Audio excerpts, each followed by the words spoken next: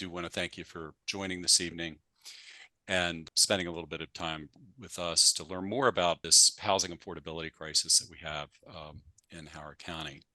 Just briefly, we're going to give a little bit of background on our coalition for those of you who don't know anything about us or not much about us. And then we're going to dig into the crisis in Howard County housing, some of the symptoms that impacts people who are affected. And then we'll look at the origins of the crisis and move on then to the coalition's recommendations for addressing the crisis. And last, we'll provide you with some ideas about how to make your voice heard, make your message vocal and visible to the county council, who will be voting on policy changes over the next month or so. The team tonight is Cedric Brown, a longtime veteran of the affordable housing world in the state of Maryland. He'll be monitoring the chat tonight. So if you have any questions along the way, just drop those in the chat. Peter Engel is the Executive Director of the Howard County Housing Commission. That is our community's public housing authority. You'll also hear from Paul Casey, who is a commissioner of the Howard County Housing Commission. He's a retired housing attorney, longtime advocate for affordable housing in Howard County and other communities outside of ours. And I am Dana Soar. I'm the Deputy Director of Bridges to Housing Stability. We are all members of the steering committee of the Housing Affordability Coalition, and we are expecting other members perhaps to join us a little bit later in the call this evening. So just briefly, a couple of words about the coalition itself. If you're not familiar with us, we've been working since 2018 to bring more affordable housing to Howard County. And we do that by staying on top of housing policy and legislation and trends, by educating the community and advising policymakers, as well as people in our government who are managing, facilitating various housing programs.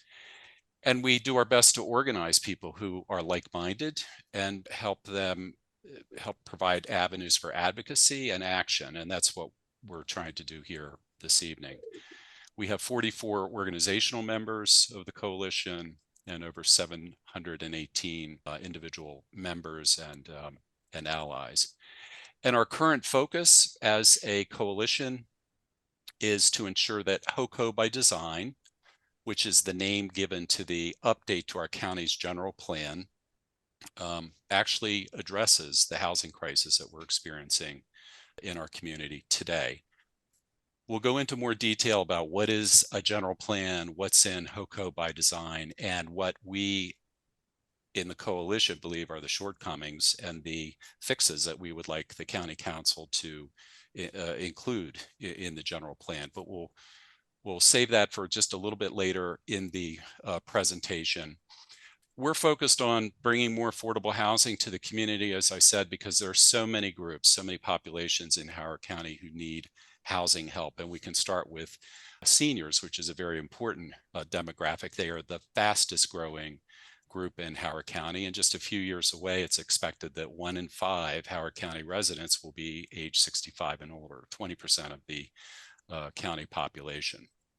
And many people don't realize that about 1 in 4 seniors actually earns low income.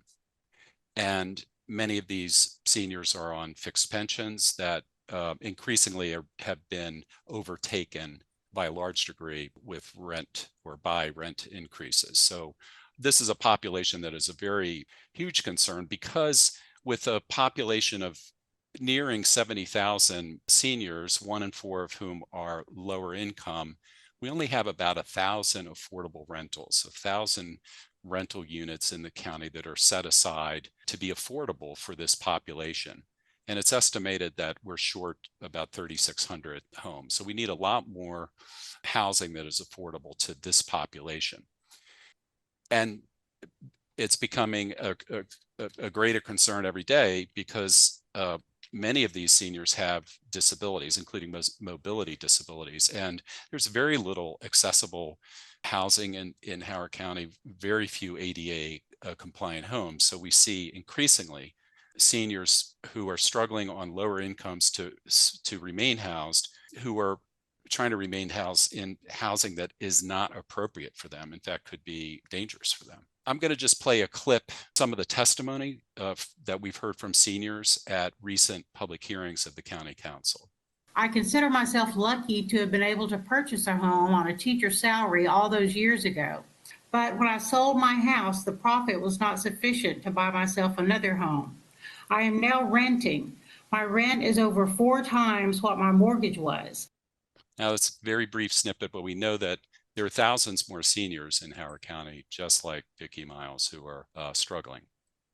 Another group that needs help in Howard County are people with disabilities. This is a large population of people, over 25,000 people in Howard have a disability.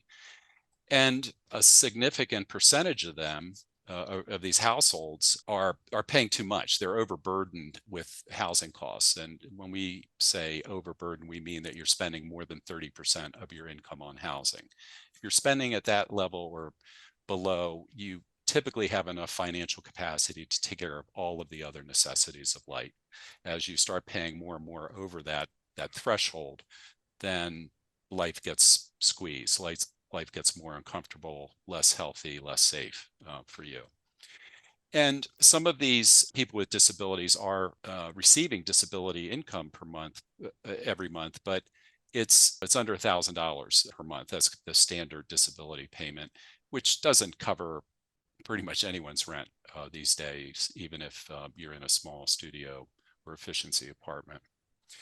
And a related problem is that the service professionals who provide daily care, in some cases around-the-clock care for people with disabilities, can't afford to live here because of the high housing costs. And so people with disabilities are struggling in 2 ways: being able to simply afford their housing and being able to receive services from professionals who just aren't there because they can't afford to come into Howard County and live.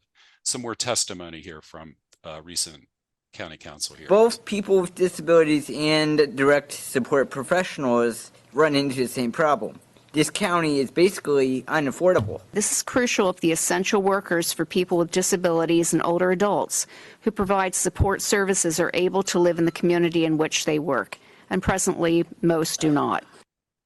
Another group that needs help is the lower wage members of our workforce. Howard County is an extremely affluent community, but 1 in 4 households in this county has total household income below $75,000.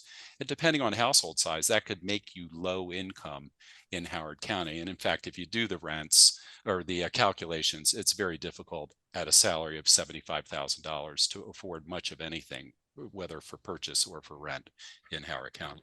So affordable home ownership opportunities are extremely rare for this group. Renters are paying punishing rents that seem to be accelerating every month. And the latest data that we have, and unfortunately I think it's now 3 years old in terms of the income and rental burden data, shows that around 7,000 households in Howard County, in fact, 1 in 4, or nearly 1 in 4 renter households in Howard County is paying more than 50% of gross income on rent. So that's $1 of gross income, what's listed on the very top of your pay stub before any deductions, half of that or more is going out to the landlord. And this is a certain recipe for housing insecurity at the least that threatens a family's ability to thrive, and in many cases can lead to experiences with homelessness where the housing is lost and a family has to resort to some other desperate way to get a roof over their heads, and frequently cannot do that. Here's some more testimony from recent council hearings. I received a 60-day notice, rent increase of $985. In my professional life as a pupil personnel worker for the Howard County Public School System, I work with families who struggle with health care and food insecurity. They are struggling because a majority of their income is going to housing. Just last Wednesday, CAC's Howard County Food Bank had 122 visitors in one day. We broke all of our records, and we know it's because families are paying their rent instead of eating. I get dozens of calls every week from people asking for rental assistance, for help with their eviction notices, for help with their utility bills and shut-off notices. As of May 5th, we have 548 HCPSS children who are homeless. That number is equivalent to the entire population of my son's middle school. Another constituency, I would say, in the county that is in need of affordable housing solutions are employers. We know that businesses employing lower wage workers are having increasing difficulty recruiting and retaining workers. We know, based on public information requests of the county school system salary data, that about half of school system employees probably can't afford to rent or own in the county. We see service levels at other public and private employers deteriorating due to a shortage of workers. And even some of the employers who are paying higher wages are running into this problem of a lack of affordable housing being a barrier to recruitment and retention of employees. Most of the people that we employ do not live in Howard County. We have to pay an exceptionally higher rate of pay to get them to commute out to Howard County. We currently have a workforce shortage. We have about 55 vacancies of our 300 positions. We've heard from entry-level employees whose salaries are $75,000 to $80,000 per year. There's a lack of affordable housing close to the office. Additionally, the adults who serve our students are struggling with housing. More than half of our HCPSS employees earn less than 60% of Howard County's median income. Our shortage of teachers and paraeducators and other frontline workers in Howard County, as small business owners will tell you, and our workforce housing shortage are related public policy failures. So we've talked about seniors, we've talked about people with disabilities, lower wage members of our workforce, employers themselves struggling because of the lack of affordable housing. And the last group that we just want to mention are young adults and young families. For me personally, being the parent of 3 now adult kids who now have produced grandchildren, and I'm thinking ahead to, gee, where are my offspring and descendants going to actually live? And if you study the demographic data about Howard County, there are fewer young adults in Howard County than we would expect compared to neighboring jurisdictions. The thesis is that this is due to unaffordability of housing. We're losing young people. We're losing intellectual capital and the energy to build a greater Howard County in the future. Young people can't put roots down in the community because high housing costs are just staring them in the face whichever way they look, whether they're looking to buy or to rent. Starter homes are now a non-starter for many young adults and families. This is some of the, again, now it's probably 4 or 5 months old, this data, but I believe it's probably gotten worse, but this measures in this table the amount of income that you need in your household to afford these different housing types, home types. These are all resales, by the way. So you're purchasing an existing home that in many parts of Columbia, at least, and other parts of the county is older, could be 50, 55, 60 years old now at this point. And there's very limited supply of the most affordable homes here, the 2-bedroom townhomes and yards. And so this center column here shows the income needed and the estimate of how many families, the percentage of families in Howard County who can actually afford a home at that level. So you can see that when we get up to the larger homes, 3-bedroom home with a yard, and again, a resale existing home, you need about $200,000 of household income to afford that before a bank will talk to you. And just about 1/3 of Howard County families can afford that. We both have full-time jobs, college degrees. I have my master's. We have good credit. We make what should be a livable wage, and we had hoped to one day raise a family here in the Howard County communities and school system that raised us. But I can see that's not going to happen. I have a son who has graduated from college, living here with me, and I'm concerned about his future. I want him and others looking for the basic need of housing to be able to have that. I'm an adjunct professor of art at 30 years old, with 2 degrees and unable to afford housing in Howard County. with a solid education and full employment, who would believe I would not be able to return? So across these groups, these populations in Howard County, the common denominator behind all of these stories is these rapidly escalating home prices and rents. This is the crisis here in a nutshell in Howard County. And just briefly, let's look at what's causing the high prices. We start, unfortunately, with the very policies of our own community that are limiting housing production far below what we need to keep pace with our growing workforce. This is the number of new residential construction permits that were issued last year, 632. About 2,000 units are authorized every year, a number that the planners are proposing to actually reduce, but because of various overhead and construction barriers and approval barriers and so forth, many fewer homes are being built than we need. And as a result of that, we have scarcity. We have what is estimated to be a shortage of about 20,000 homes to meet today's workforce needs. And when you have scarcity, you create competition, in this case, between renters and buyers who are competing for this limited supply of homes, and they're driving the prices up. And the landlords, in the case of the rental market, and the home sellers, in the case of the for sale market, are happy to get the higher prices. And unfortunately, the problem is going to get worse because the projections show that we will continue to grow our economy. It's a very desirable area. Employers want to be here. People want to be here because of all the great amenities, the school system, and so forth. And the estimate is that 31,000 more homes are going to be needed to support this growth through 2040. And we have to remember throughout all of this conversation, the problem starts with our very own policies. This is a policy-driven shortage. It's a policy-driven crisis. And if we're going to solve the crisis, we have to begin producing more housing. We have to increase the supply. This is our key demand of the county council, that the plan allow the production of more housing than it currently does in draft form.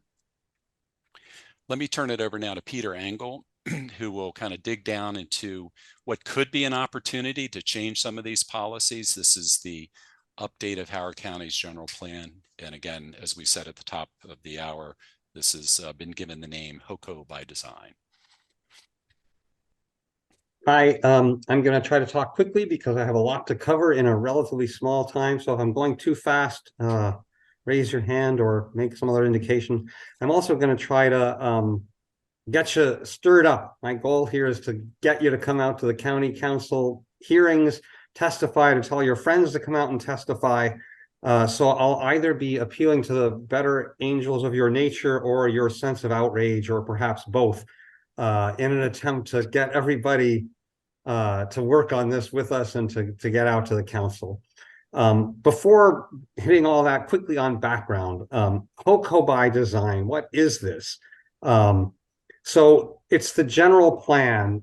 Every jurisdiction in Maryland has to produce a general plan basically every 10 years, and it sets up policies for the following 20 years.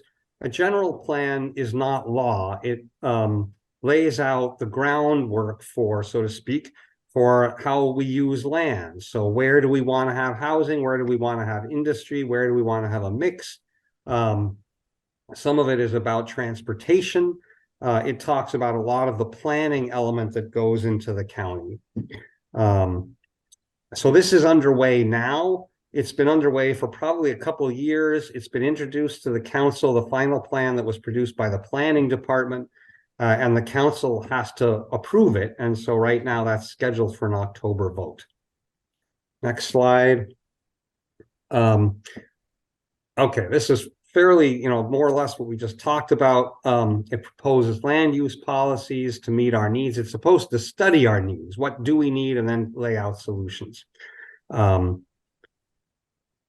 So then to actually make this law, the county passes zoning rules. So eventually the plan should be turned into, this is single family zoning, this is multifamily zoning, this is commercial zoning.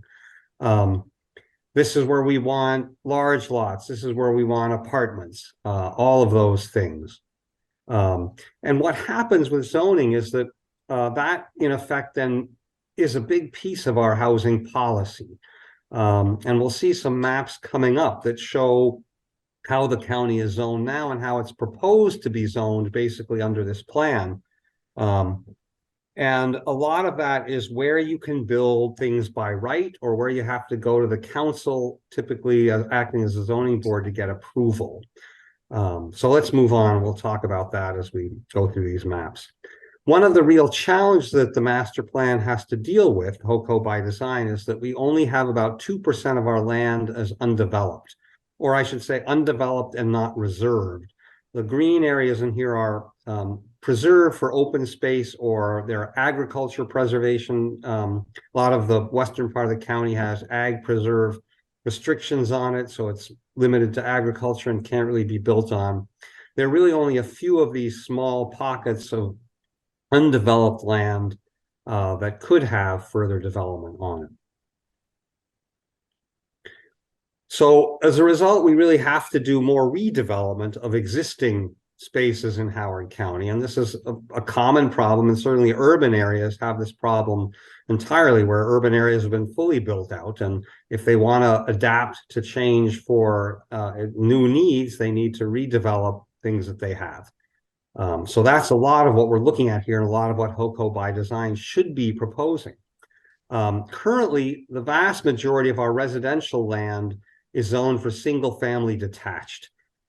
There's very few spaces to build more densely where we would like to build townhomes, which are often starter homes, where we would want to build multifamily, which means apartments generally. You know, just looking at this, it's clear that we've zoned for single family. If you look at the western part of the county, it tends to be zoned for half acre, 1 acre, 3 acre, 5 acre lots. So we're keeping the density there intentionally very, very low.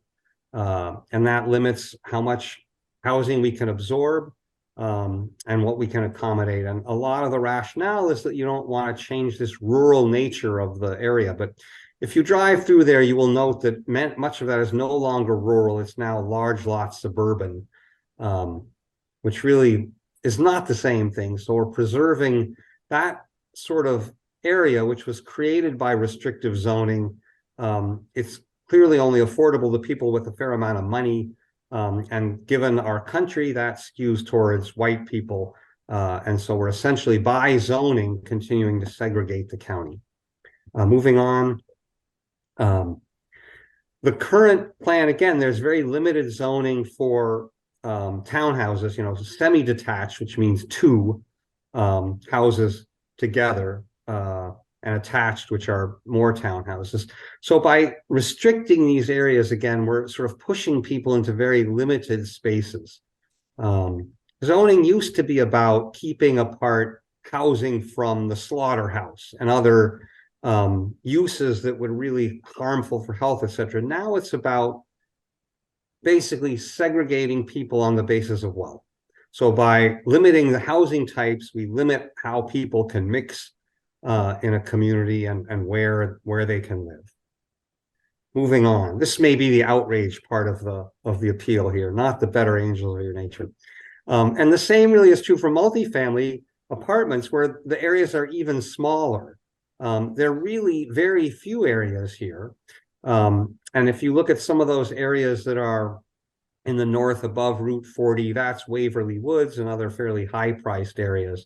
Some of that is condo. You know, there are things that are possible there, but it's limited. And if you look at the rest of the county, we're really looking in parts of Columbia and along Route 1 primarily. And what this really correlates with is, again, wealth correlates to race. So if you look at the areas where we have multifamily, there are heavily disproportionately Black areas in the county.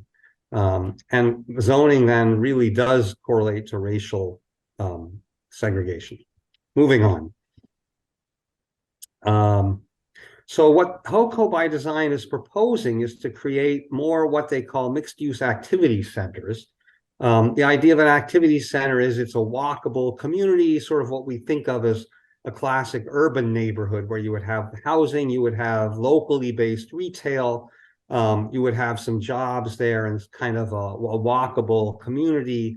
There's a little more 24/7. You have activity going on in the daytime with businesses and workplaces, and in the evening with people living there and maybe some entertainment. A sort of more urban version of this is now the Meriwether district, which, you know, is not for everybody. Not everybody likes to live in a place like this, but many people do. These units are full. And if you're around the Meriwether district on an evening, even a weeknight evening, you'll find a lot of people out using the park space, a lot of people who live there, people coming in for a restaurant. So this is an activity center, and it can be built up like this, or it could be at a lower scale.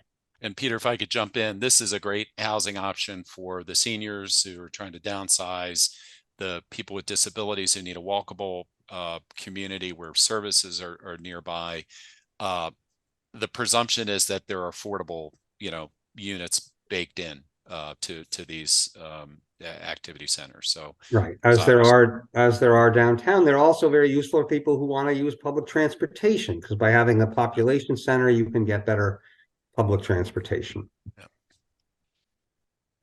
So they're defining what HoCo by design does is it actually defines what they're looking at for these activity centers. There's a little legend to the right here that sort of shows some of them. So in this area, we're looking at the Route 100 corridor, we're looking at Columbia, we're looking at Route 40, Route 1. If you look at these, most of these are actually areas where there's already some existing mixed activity. So clearly Columbia has this possibility. All the village centers are already can be done this way. The question is, would the council ever approve those?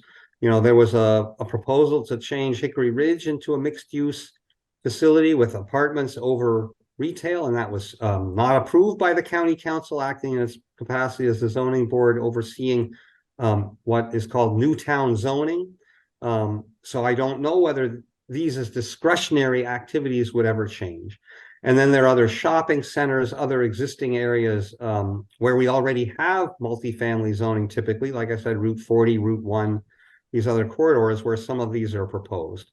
The one real change is to take Gateway, which really is currently a business park, an office park, and try to turn that into a mixed income, mixed use, mixed, tenure, so retail, housing, rental, ownership center. But as we'll talk about in a moment, the plan doesn't do that. It just proposes that for some time in the future and would require another long study period to see if that something might actually happen there. And Peter, just let me, this is Paul, if I could just do something because your map will show it. The reason why Gateway is such a potential is because if you notice, the green gateway here is almost twice the size of downtown Columbia, which is the purple over here. And you think about what has been authorized for downtown Columbia with approximately 6,000 units, of which 900 will be affordable. There's an even greater potential depending upon how Gateway is developed. So just keep in mind as we go forward, this is an opportunity for the county and deserves some special attention, as you indicated, Peter. Right. And it's great that they're proposing it. I just don't know why we couldn't within 2 years have a plan for it rather than pushing that down the road for some other group to look at some other time. Right. So we really do want to have opportunities for more housing through increased density, and this really should be scattered much more widely throughout the county rather than just these few areas that are proposed. A lot of this could be missing middle housing, so not just affordable, but duplexes, quadplexes, other housing types. And again, the HoCo by design talks about all of these housing types and says there are opportunities for missing middle housing, but it makes no recommendations to actually how to do it. It says, again, this should be something that's studied for the future. And it's really disappointing that they would not come up with something, again, with all of the time that went into this plan and the known crisis in the need for housing, the known lack of number of units for people who are here today and are suffering, and for people who will be needing to live here and wanting to live here. I find it really, really disappointing that with all that they proposed and all of the ideas they put out there, they wouldn't actually propose these to be put into any place. Moving on. So basically, the left side is saying what we mean here. The plan doesn't go nearly far enough to facilitate the creation of more diverse rental and home ownership opportunities. It envisions housing and activity centers and then limits very much where those are. It talks about something they call multifamily overlay zones, where the county might decide to say, all right, we're going to put multifamily housing in this other zone. We'll create a special new zone. But it doesn't suggest where they might be or anything about them. It just suggests further study. And then aside from that, which would require a task force, it's cited primarily in Gateway and where we have existing shopping centers, et cetera. And again, somebody would have to approve this. It's not by right. There's no proposal that says should create zoning that would allow this to just happen without going back for a political approval, which we know is always subject to difficult debate. And then Gateway is left unexplored. Again, just a suggestion to do it. Last piece here. The result is that this plan would essentially formalize the existing concentration of multifamily housing where it is, which again goes back to racial issues, economic segregation. It specifically creates no affordable housing. And so it really, it pushes it all down the road with task forces, study groups, future design, and other things to consider. This is our once in every 10-year plan. And I, for one, cannot understand why we would not take that opportunity to plan rather than say, oh, this is something that should be considered at some time in the future. We know how that goes. It means that, somebody who needs to get elected is not going to want to take on this issue. And it's likely that these things will not move ahead at all, and we'll be left with what we see today as a very unequal situation that does not address the needs which were laid out in the plan. The needs are there, and then we purposefully do not address them here. Sorry, I probably am ending on too much outrage and not enough better nature here, but it's no problem. The outrage continues. Paul is going to talk us through one of the key areas of concern for us is just the proposed slowdown of housing development. And I think Paul is much better at the better angels of our nature anyway. So I'm sure he will bring that out and make it clear that even though they're doing a good job here, they need them to do more.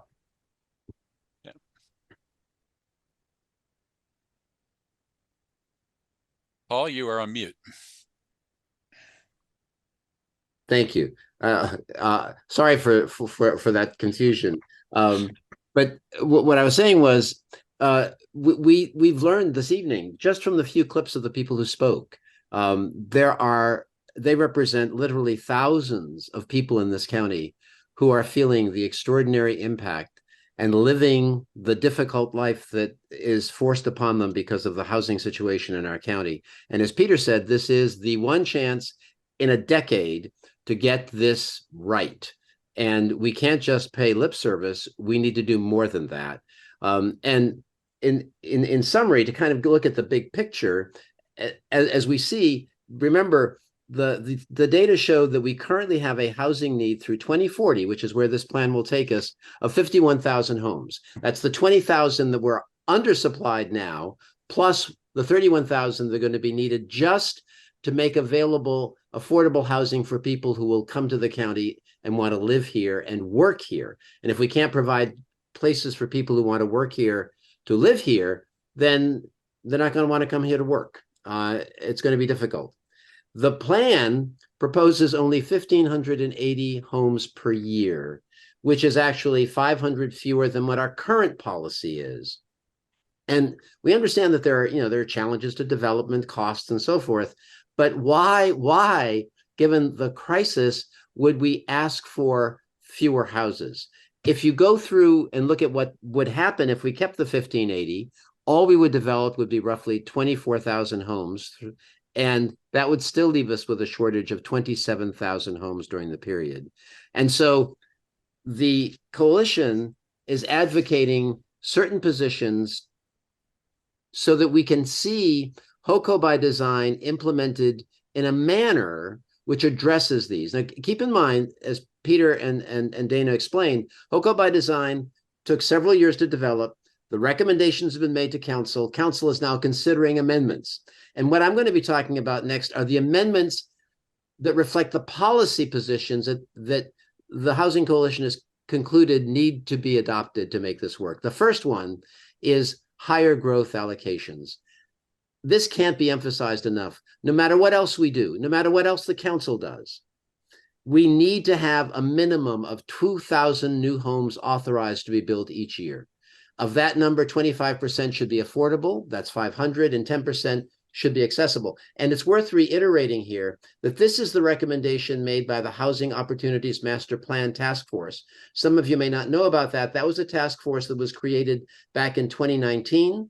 It took 16 months to create its report. It had 24 members, citizens across the county, and they reached a number of consensus. And one of them was this recommendation, which the coalition is reflecting. And if it doesn't matter whether, as Peter said, we change zoning laws and we provide for more density and we allow for parking lots to become developed for housing and we use public land for housing, if we cap our number of units at 500 below what we can do today, then we're starting already with a handicap. So the first priority is higher growth allocations. We recommend it. And I'll note the planning board recommended that as well. We testified before the planning board. They adopted that recommendation. So that is before the council. The next one is a modified land use map, reflecting what Peter was talking about. We need to have more missing middle, more accessory units. What that means is we need to find ways to develop units within communities where there's already been development.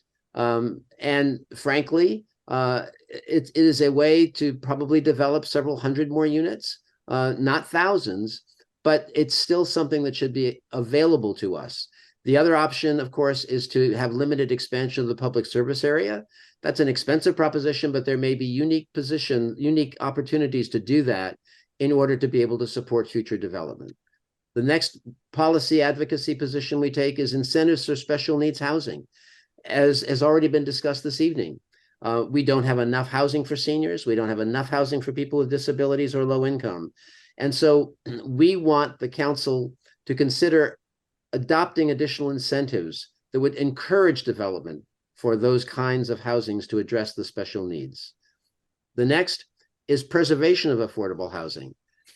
Given the demand, given the shortage, we can't afford to lose any housing. One of the things the commission tries to do that I sit on and Peter directs is we try to work in ways to preserve the existing housing we have. And so we should have policies which allow us to encourage the preservation and revitalization of existing housing and have as a goal zero net loss of any housing that's already affordable. Next, as you've heard this evening, we want to set targets for Gateway and accelerate the plan. To make Gateway workable, we need to have targets for commercial housing, school capacity, and transportation targets. And most of all, we need to have an accelerated master planning process. If you look at HoCo by design, there's an implication that Gateway will help us to solve our problem kind of the way downtown Columbia did. But there is no timetable. There is no task force set up. HoCo by design took several years. The master plan for housing took 16 months. We don't even have a group set aside. So we're recommending that the council establish a task force and establish targets and a timeline to get this underway and get it underway quickly. And then the last point is schools.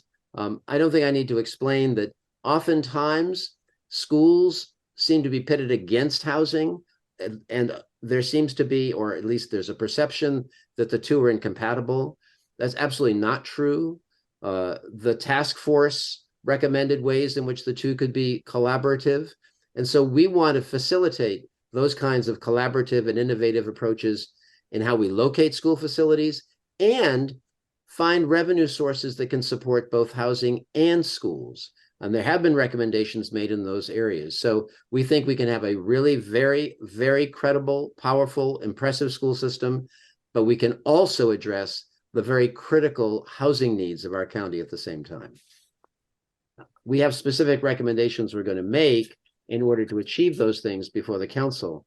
But essentially, what they would do as a whole is it would allow us to solve two crises. If we're able to build more housing, then we will eliminate the unhealthy balance between jobs and housing. Once again, you see those critical numbers in red.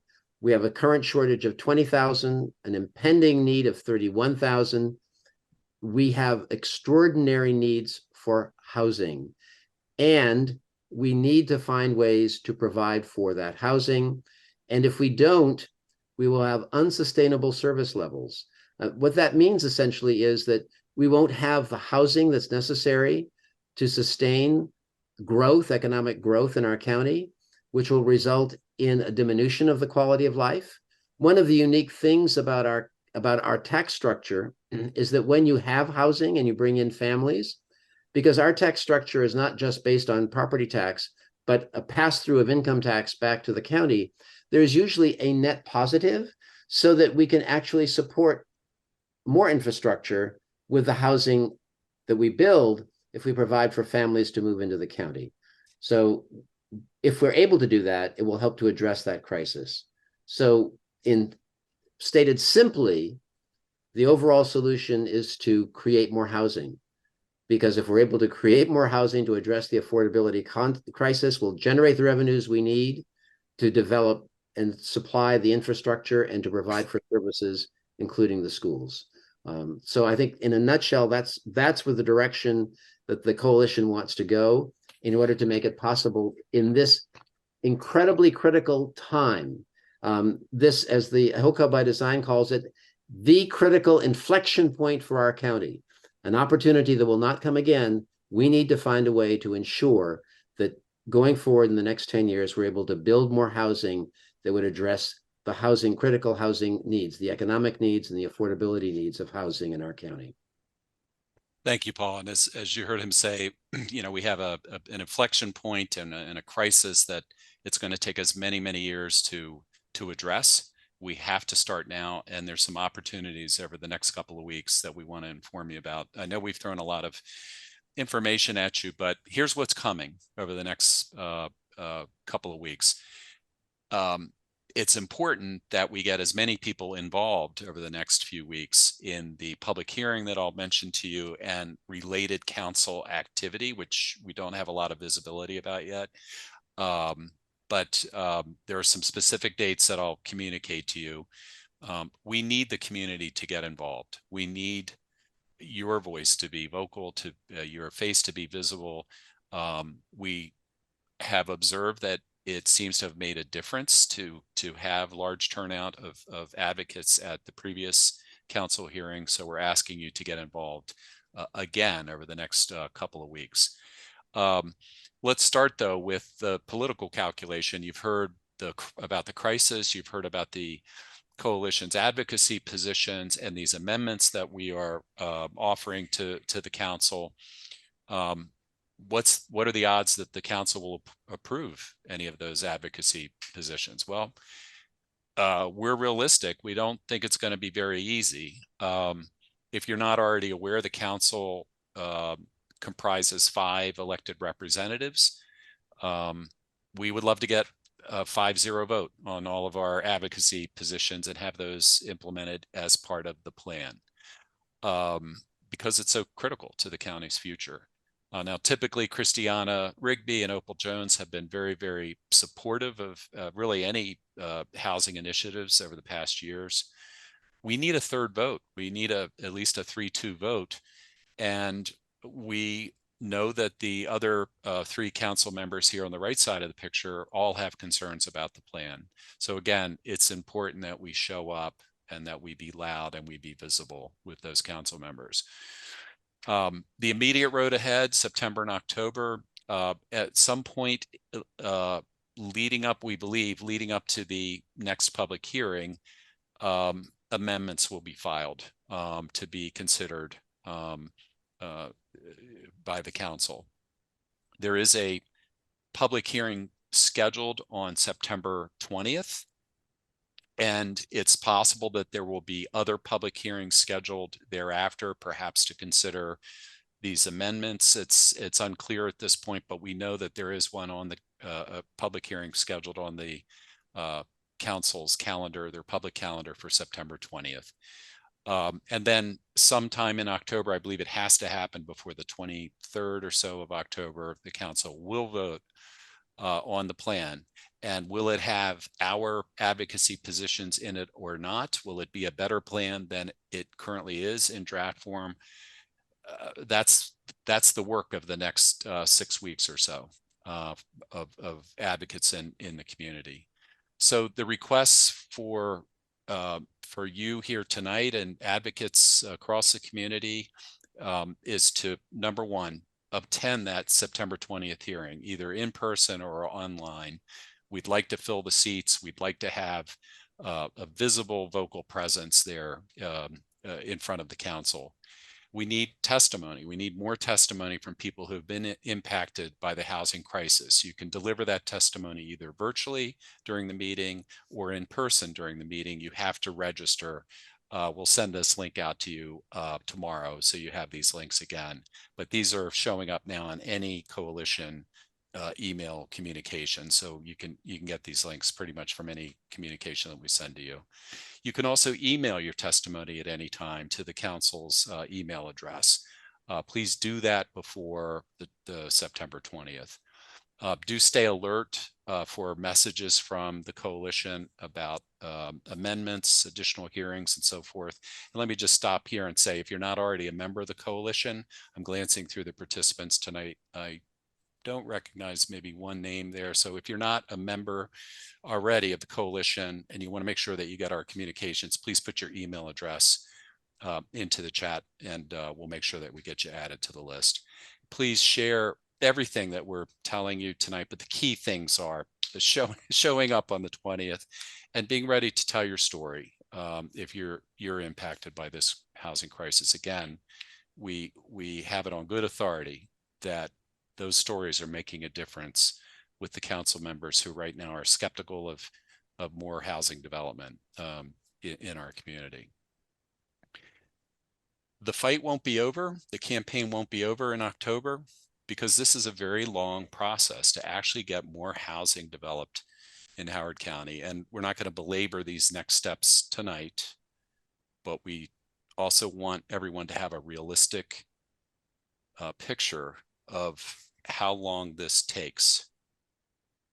You know, if we start now and everything goes by calendar, you know, basically as rapidly as possible, we might be building housing for the children who are now 12 to 14 years old in the community, and we'll need homes when they're 19, 20 coming out of high school, or early 20s coming out of college. That's how far this horizon extends out. Because what happens after we have a general plan is that a commission is formed to look at the APFO impacts, the adequate public facilities, what are the infrastructure implications of growth, where can growth occur, where can it not occur, what needs to happen for the infrastructure to be supportive of additional growth. And then beyond that, you've heard about comprehensive zoning. That itself is a long, contentious process, as Peter mentioned. The county council actually sits as the zoning board. So they are our council members, but they also are our zoning board. And they have an election coming up in late 2026. They have to be done with the zoning process by June of 2026. Nothing can happen after that in election season. And in the past, my understanding is that the APFO Commission has taken up to 1 year. Comprehensive zoning has required 18 months to 2 years. We're advocating for an accelerated process to get going now on the APFO work, for example, and that we all agree to work together to streamline the comprehensive zoning process. And throughout those periods, there will be continued opportunities for public comment. So stay tuned, and we know that a certain amount of fatigue may set in at some point, but we're not going to get the changes that we need unless we're here for the long haul, and we're willing to work for it, and we're going to have to work for it. So, but the critical period that we're talking to you about tonight is really 13 days away is the public hearing. That's on the 20th, and then in October, legislative session. So putting pressure on the council in whatever way we can, and staying visible, keeping this issue, keeping the crisis front and center in front of the council is all important.